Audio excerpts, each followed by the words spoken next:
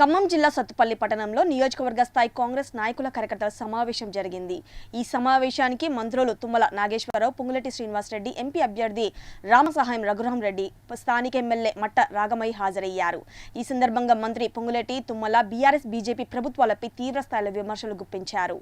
ప్రధానిగా రాహుల్ గాంధీని చేసేందుకు పార్లమెంట్ ఎన్నికల్లో ప్రతి ఒక్కరూ కాంగ్రెస్ పార్టీ అభ్యర్థులను గెలిపించాలని వారు పిలుపునిచ్చారు.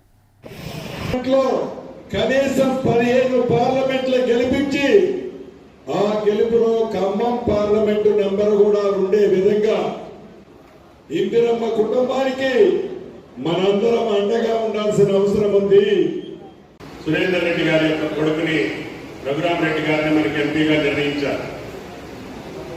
మనం ఏ పార్టీలో ఉన్నా చిత్తశుద్ధితోటి ఆ పార్టీ అభివృద్ధితో పాటు ఆ ప్రాంత అభివృద్ధికి మనం కష్టపడి పనిచేయాలనే ఆలోచనతో రాహుల్ గాంధీ గారి పిలుపు మేరకి, మీ అందరి యొక్క ఆలోచన మేరకి నేను కాంగ్రెస్ పార్టీలో శాసనసభ్యుడిగా నేడు మంత్రిగా ఉండే అవకాశం వచ్చింది.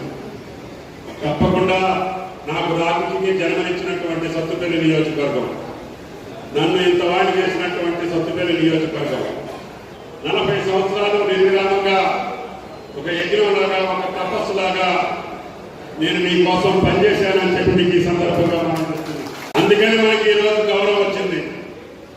సత్తుపల్లి నియోజకవర్గంతో పాటు ఖమ్మం జిల్లాతో పాటు ఉభయ రాష్ట్రాల్లో కూడా మీ అభ్యర్థి తుమ్మల నాగేశ్వరరావు మంచి పనులు చేసి ప్రజల మన్ననలు పొందారు.